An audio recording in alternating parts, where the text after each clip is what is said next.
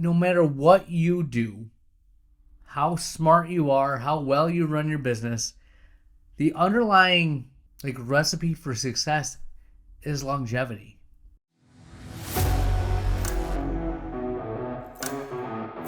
All right, my friends, the Ultimate OD podcast. Today we're talking about goals for 2024. I have a different take on it. You're going to want to hear this. We have the closing thought of the episode. It comes down to your breathing. Trust me, you need to hear this. This is the Ultimate OD podcast. Here we go.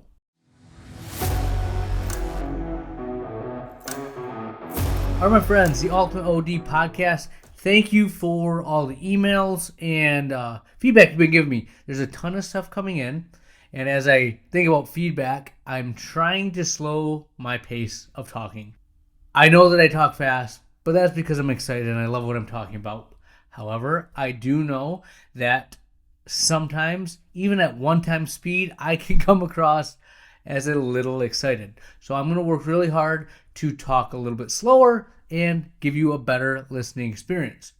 However, the content will not change. It's still going to blow your mind and hopefully make you a better doctor. Or at least give you something to think about if you're trying to start your own practice or just do more than you're doing right now. So I want you to get from A to B to C. I'm going to help you move all the way down the alphabet. Let's get started. That being said, I'm going to start off with this comment, and I heard this earlier this week, and I thought it was just very enlightening, very eye-opening, and I think it's something that we're going to use as the foundation for our podcast today. It's struggling does not mean you are failing. Okay? Think about that. Let it resonate. Struggling does not mean you are failing. How often do we start something new or we go down a different path? We start a practice, we expand, add a specialty, try to hire new staff, try to change the schedule, and it's hard. It doesn't go smoothly. You have this plan, you think it's going to be really easy, or at the very least, it's going to work, and it doesn't. You have hiccups along the way, and it just isn't what you thought it'd be. Now, the difference between you being successful and the difference between you and that failing, I would say, I'm thinking roller coaster, but it's something where it just keeps failing Groundhog's Day. Where if it gets hard, it doesn't go the way you want, what do? Right? I'm not going to lie to you. When I was trying to add a specialty, trying to advance my level of care, sports vision, ortho K, specialty lenses, I would pick a new topic, try to get excited about it, go after it for about 6 months if we were lucky, realize it didn't resonate with my patient base, and I'd move on to find something new, right? The perpetual flywheel of adjusting and adapting and trying to get a different way to grow the practice, right? But if you're really committed to something, if you embrace the struggle, you will succeed. The thing that I don't think we realize in the business that we're in is that no matter what you do, how smart you are, how well you run your business, the underlying recipe for success is longevity. Consistently showing up and doing the work day after day after day. Now, I'm going to elaborate on that a little bit in a second, but think about that. Just consistency of showing up, not hitting the reset button every single time you struggle, will make you successful. I know it sounds simple, but it really is that simple for what we do. Okay? Now, with it being the new year, we got a lot of these, set your goal, set your resolution. What are you going to do in 2024? Best year ever. Smart goals, grow 10%, right? You've heard a lot of cliches, a lot of things that are thrown out there. And Let's make some noise here. Like, they're dumb. Goals are dumb. These are dumb, right? Why are you doing that? Like, if you say, I think every single office wants to grow 10%, right? There's nothing wrong with that. But I'm going to look at you and ask you why. Why do you want to grow? What's the underlying purpose? And I think if you actually get to that why, it goes back to my original statement of struggling does not mean you're failing, right? If you really care about something, if you really enjoy something, if it is a passion of yours, you know why you're doing it. And you don't quit when there's a struggle, right? But if you're a practice that says, I want this outcome, I want to make a lot of money, I want to work the hours I want to work, I don't want to see patients on these days, I'm not going to do it this way or that, you're going to get some road bumps and you're going to invariably quit or be miserable or burn out or just not enjoy what you're doing. But if you have a goal of making your life the way you want it to be, for example, I want to be able to be at all my kids' games, coach teams if I have the opportunity. I don't want to be in the exam lane 24/7. Well, that's one of my goals this year is to start practicing the way I want to practice now. Not 10 years down the road, do it now. And I've set up my schedule to be a little bit different, and I'm practicing in such a way that it's actually more fun. I'm giving better patient care. I'm seeing less patients an hour, but my care is better. My revenue per patient's better. And I'm doing less work in my mind. It's crazy, right? And it's because I want that lifestyle. I want to do what I want to do. And it's not only the lifestyle that I want outside the practice, it's how I want to practice inside it. When I'm doing a dry eye or blepharitis evaluation, I want to have that time with the patient. When I'm seeing a patient for primary care, I want to talk to them about their overall eye health, the nutraceuticals that they can take, the ways they can keep their lids clean to prevent dry eye, to have healthy, better vision. And I enjoy having those conversations. It's something that I've really learned that resonates with me. And when I practice that way, it's enjoyable, right? So again, grow 10%, do this or that. What is your why? Why are you doing it?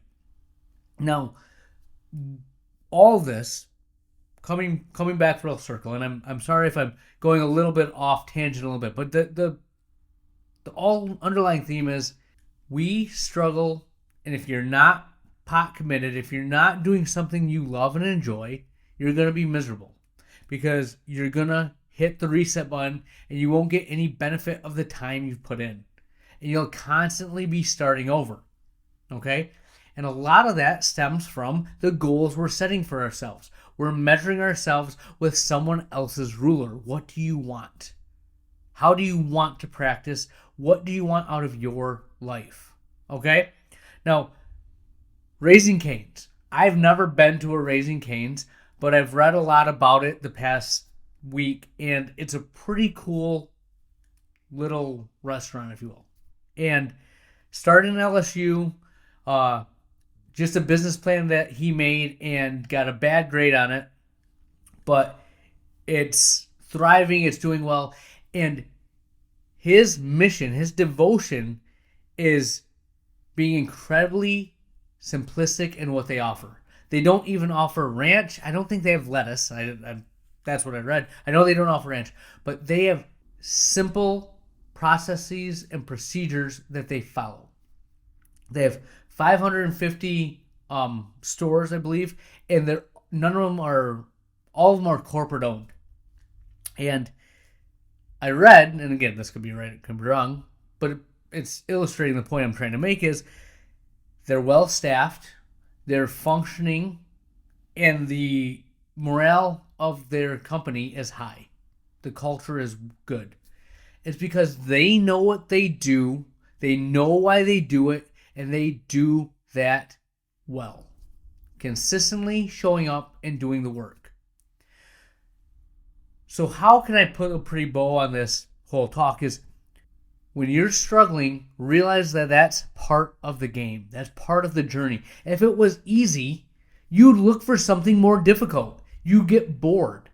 You're like, oh, this is too easy. I need to find a way to make this a little harder. I'm making too much money right now. Life is too easy. Let me add a specialty. Let me buy this piece of equipment. When it's easy, we look for the struggle. To get the victory from that struggle, you have to see it through. And that's where we're falling short, is that we see the shiny object, we see the struggle, we think we have the will to make it through, but we're not pot committed. We're not invested. It's not speaking to our why, our core. Okay? So what I want you to do for the start of 2024 is look at what you want out of your practice. How do you want to operate? And I've said this in past episodes, you get 3 things. And that's if you're lucky, if you do it really well. What are the 3 things that you are going to do well? And then shut off all the noise. Focus on those 3 things and make them yours. Be the Raising Cane's of optometry and just do it well. I've seen the light. I've seen what I am trying to create with the Rejuvenation Dry Eye Center, how I operate in Family Vision Optical with my focus on ocular health and wellness, and I'm just awesome optical. Those 3 things. We're going to kill that dry eye ocular surface disease space. We're going to emphasize ocular health and wellness in every visit, and our optical is going to be amazing. And that's what I'm going to do day in, day out for the next decade, right? If not longer. And I'm fine with that. I have fun doing it. And I'm getting rid of a lot of the noise on the side, right?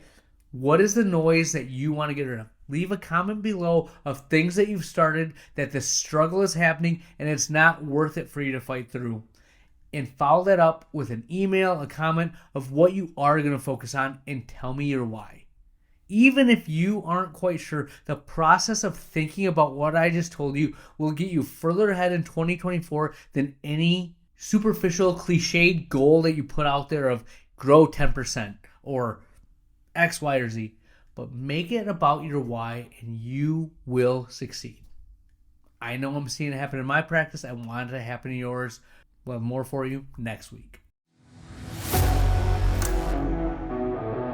Where has the time gone? We are to the closing thought of the episode, and today I will leave you with this fun fact that I kind of gathered in my eccentricities that are my life.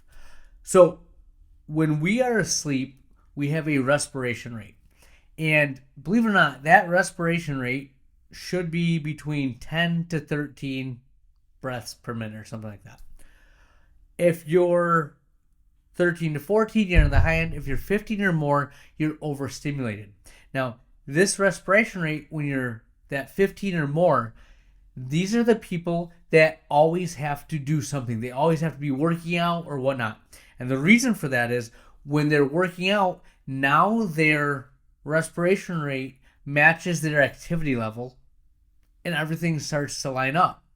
But when they're sedentary, when they're not doing anything, and they have that high respiration, it feels off. They don't feel right.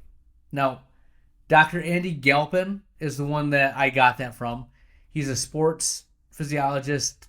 Great listen if you ever get a chance to listen to him on any of the podcasts. He's actually coming out with his own podcast called Perform, and he looks at maximizing your physical potential as an athlete. Well, there's better ways to measure your respiration rate, but I have a Garmin watch that I wear when I sleep, and I'm right around that 14 breaths per minute, and I am the person that needs to work out to feel comfortable. Well, what that's telling me is my overall input level, my activity, my stress, I'm too amped up, right? I need to relax. I need some woosah, if you know Bad Boys 2, right? I need to just relax a little bit. And that's hard for me because how do I relax? I work out, I run, I do exactly what he says that person does. So I'm working really hard on trying to calm my mind, to slow things down, to relax.